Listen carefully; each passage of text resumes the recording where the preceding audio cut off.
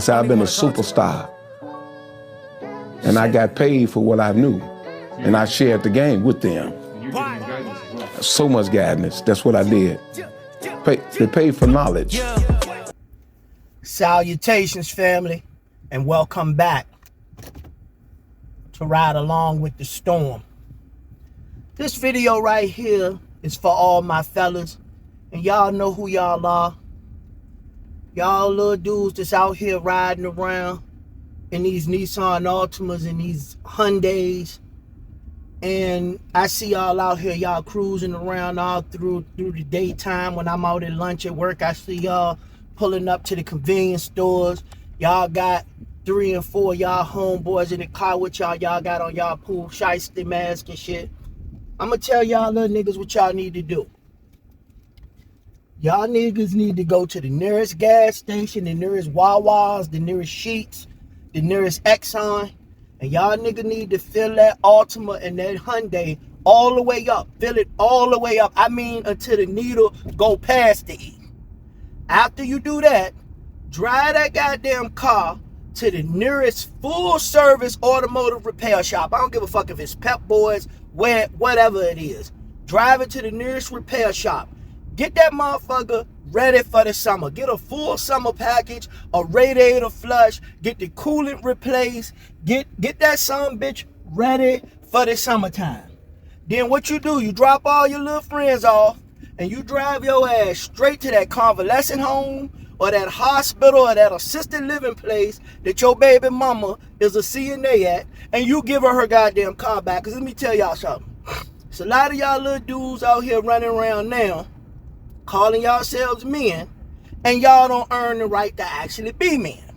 And I hate to put it like this, but I'm a little bit mad because when I was driving home from work earlier, motherfucker cut me off in traffic, and it was one of these little poo shiesty wearing pookin' motherfuckers that cut me off. But I'm gonna tell you what need to be said for real today from Uncle Storm.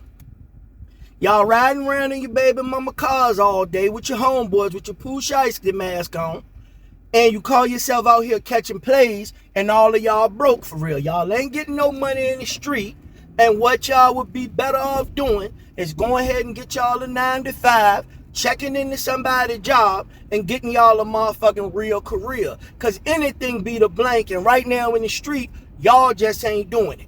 I came up during the crack era in the late 80s and early 90s where dudes was really getting it. Dudes was 16 and 17 years old riding around in BMWs, Benzes, and Lexus and really getting money. Y'all dudes out here now ain't getting no money. Y'all dudes for real are drug addicts. They're selling drugs to other drug addicts to help maintain y'all own functioning habits. Y'all are functioning addicts for real.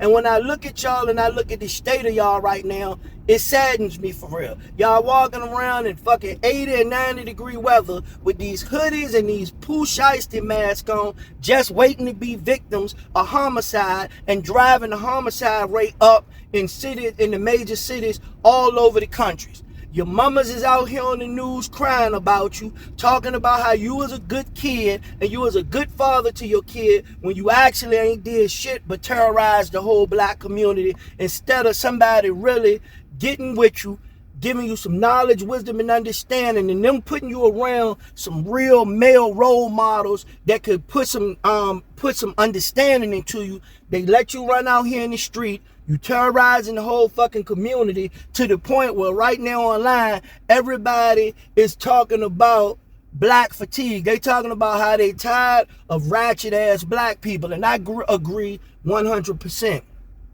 Somebody need to put their foot down. Some kind of order got to be placed right now in the black community, family. And it's going to have to start with the men, folks, especially these young dudes. Y'all dudes are sitting around on the fucking video games and y'all smoking that fucking weed. One of the worst things they could have did was decriminalize that fucking marijuana, because that marijuana and that video game is a form of escapism. A lot of these young dudes, y'all have a hard time facing reality, and y'all don't want to face reality. reality. So y'all smoke that weed, sit there and play that video game, and that video game serves as an avatar for you to be able to escape real life and your failure as a man in real life and what you fail to do as a real man. So then you can go into that video game and play fantasy.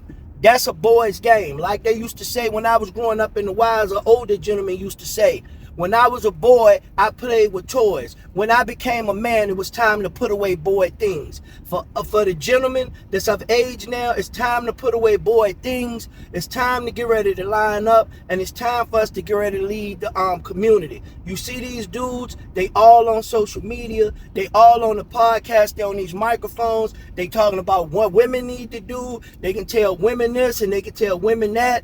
They want women to be submissive, they want to be leaders, but what the hell is a woman supposed to be submissive to? What is a woman supposed to do? She's supposed to be submissive for you to lead her into destruction, for you to drag her down into degradation. I don't blame a lot of these women for not following a lot of these dudes. A lot of you dudes been raised in single mothers, matriarchal family structures. Y'all dudes don't have the knowledge, wisdom, and understanding and the masculine intelligence to be able to guide or lead anyone. And it was set up that way by your mother for you not to be able to do that. And all of that was illustrated and all of that was explained in the book, The Willie Lynch Letter. It explained how if you breed a female horse to